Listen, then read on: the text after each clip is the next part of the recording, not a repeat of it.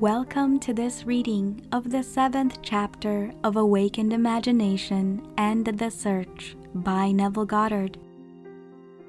My name is Joanna, and I will be reading for you today.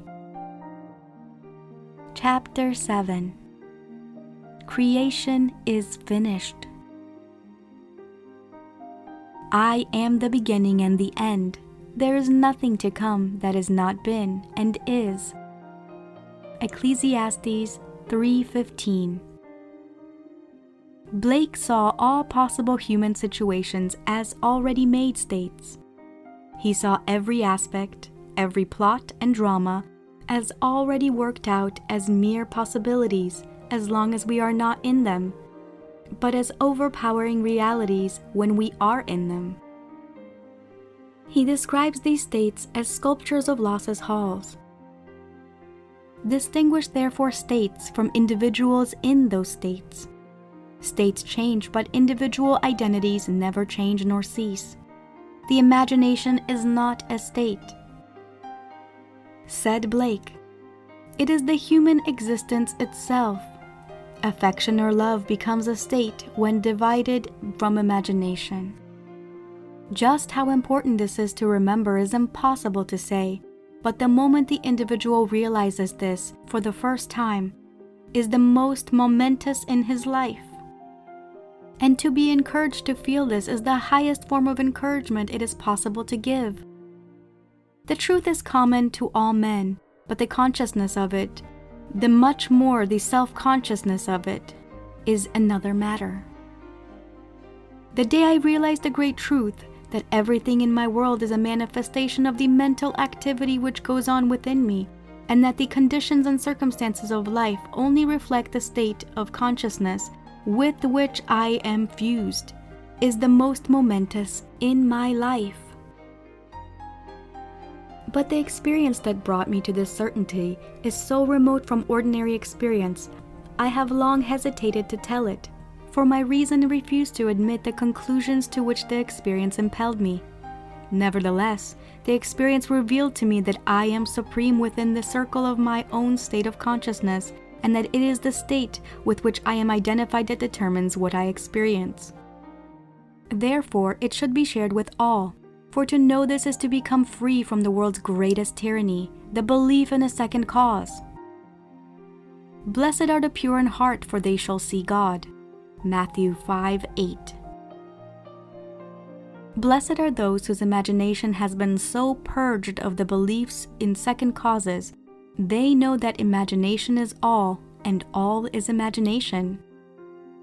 One day, I quietly slipped from my apartment in New York City into some remote yesteryear's countryside. As I entered a dining room of a large inn, I became fully conscious. I knew that my physical body was immobilized on the bed back in New York. Yet here I was awake and as conscious as I have ever been. I intuitively knew that if I could stop the activity of the mind, everything before me would freeze. No sooner was the thought born than the urge to try it possessed me. I felt my head tighten, then thicken to a stillness. My attention concentrated into a crystal clear focus, and the waitress walked not. And I looked through the window, and leaves falling fell not. And the family of 4 eating ate not. And they lifting the food lifted it not. Then my attention relaxed. The tightness ceased, and all of a sudden, all moved onward in their course. The leaves fell, the waitress walked, and the family ate. Then I understood Blake's vision of the sculptures of losses halls. I sent you to reap that whereon you bestowed no labor, John 4:38. Creation is finished. I am the beginning and the end, and there is nothing to come that has not been and is. Ecclesiastes 3:15. The world of creation is finished, and its original is within us. We saw it before we set forth, and have since been trying to remember and to activate sections of it. There are infinite views of it. Our task is to get the right view and by determined direction of our attention, make it pass in procession before our inner eye. If we assemble the right sequence and experience it in imagination until it has the tone of reality, then we consciously create circumstances. The inner procession is the activity of imagination that must be consciously directed. We, by a series of mental transformations, become aware of increasing portions of that which already is, and by matching our own mental activity to that portion of creation which we desire to experience, we activate it, resurrect it, and give it life. This experience of mine not only shows the world as a manifestation of the mental activity of the individual observer, but it also reveals our course of time as jumps of attention between eternal moments. An infinite abyss separates any two moments of ours. We, by movements of our attention, give life to the sculptures of Los's halls. Think of the world as containing an infinite number of states of consciousness from which it could be viewed. Think of these states as rooms or mansions in the house of God, John 14:2. And like the rooms of any house, they are fixed relative to one another. But think of yourself, the real self, the imaginative you, as the living, moving occupant of God's house. Each room contains some of Los's sculptures, with infinite plots and dramas and situations already worked out but not activated. They are activated as soon as human imaginations enters and fuses with them. Each represents certain mental and emotional activities.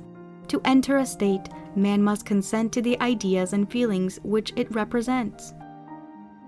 These states represent an infinite number of possible mental transformations which man can experience. To move into another state or mansion necessitates a change of beliefs. All that you could ever desire is already present and only waits to be matched by your beliefs. But it must be matched, for that is the necessary condition by which alone it can be activated and objectified. Matching the beliefs of a state is the seeking that finds, the knocking to which it is opened, the asking that receives. Matthew 7:8, Luke 11:10. Go in and possess the land, Exodus 6:4 and 8. The moment man matches the beliefs of any state, he fuses with it, and this union results in the activation and projection of its plots, plans, dramas, and situations. It becomes the individual's home from which he views the world. It is his workshop, and if he is observant, he will see outer reality shaping itself upon the model of his imagination. It is for this purpose of training us in image making that we were made subject to the limitations of the senses and clothed in bodies of flesh. It is the awakening of imagination, the returning of his Son, that our Father waits for. The creature was made subject to vanity not willingly, but by reason of him who subjected it. Romans 8:20. But the victory of the Son, the return of the prodigal, assures us that the creature shall be delivered from the bondage of corruptions into the glorious liberty of the sons, children of God. Romans 8:21. We were subjected to this biological experience because no one can know of imagination who has not been subjected to the vanities and limitations of the flesh, who has not taken his share of sonship and gone prodigal, who has not experimented and tasted this cup of experience. And confusion will continue until man awakes and a fundamentally imaginative view of life has been re-established and acknowledged as basic. I should preach the unsearchable riches of Christ and make all men see that it is the fellowship of the mystery, which from the beginning of the world has been hid in God, who created all things by Jesus Christ. Ephesians 3:8 and 9. Bear in mind that Christ in you is your imagination.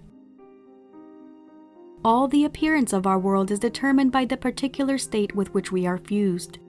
So may we determine our fate as individuals by fusing our imaginations with ideals we seek to realize. On the distinction between our states of consciousness depends the distinction between the circumstances and conditions of our lives. Man who is free in his choice of state often cries out to be saved from the state of his choice. And ye shall cry out in that day, because of your king which ye shall have chosen you. The Lord will not hear you in that day.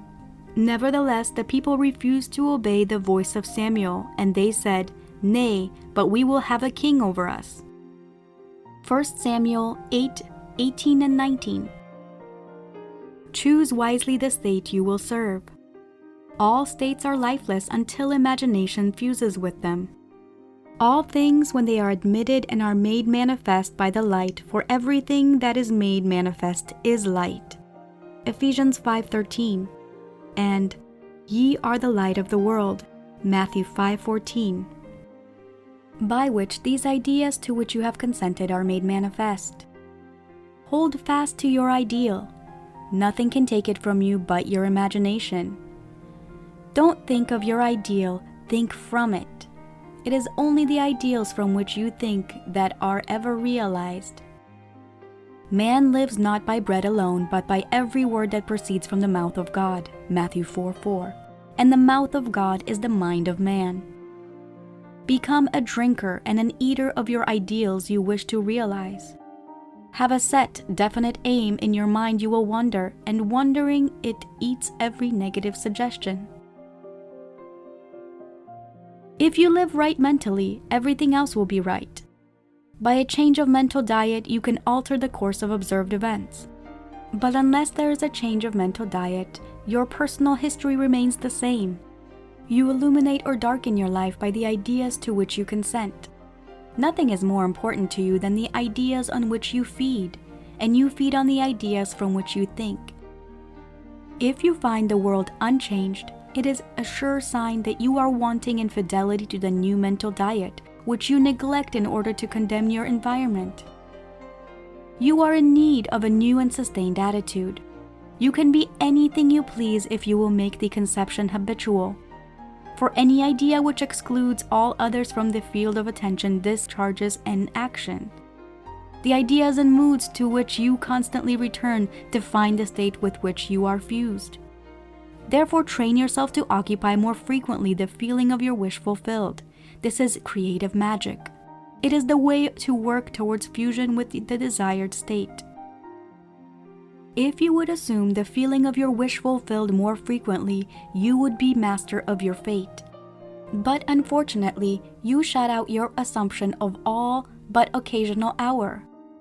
Practice making real to yourself the feeling of the wish fulfilled. After you have assumed the feeling of the wish fulfilled, do not close the experience as you would a book, but carry it around like a fragrant odor. Instead of being completely forgotten, let it remain in the atmosphere, communicating its influence automatically to your actions and reactions. A mood, often repeated, gains a momentum that is hard to break or check, so be careful of the feelings you entertain. Habitual moods reveal the state with which you are fused. It is always possible to pass from thinking of the end you desire to realize to thinking from the end. But the crucial matter is thinking from the end, for thinking from means unification or fusion with the idea, whereas in thinking of the end, there is always subject and object, the thinking individual and the thing thought. You must imagine yourself into the state of your wish fulfilled, in your love for that state, and in so doing, live and think from it, and no more of it. You pass from thinking of to thinking from by centering your imagination in the feeling of the wish fulfilled. End of Chapter 7. Thank you for listening to this reading of the 7th chapter of Awakened Imagination and the Search by Neville Goddard. Don't forget to comment below any thoughts or takeaways from today's reading.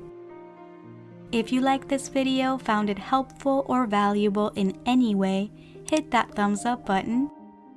And if you're new to this channel, don't forget to hit that subscribe button and the bell notification icon to get notified every time I upload a new video. Because this year, I am committed to helping you gain mastery over your mind and emotions. See you in the next video. Bye!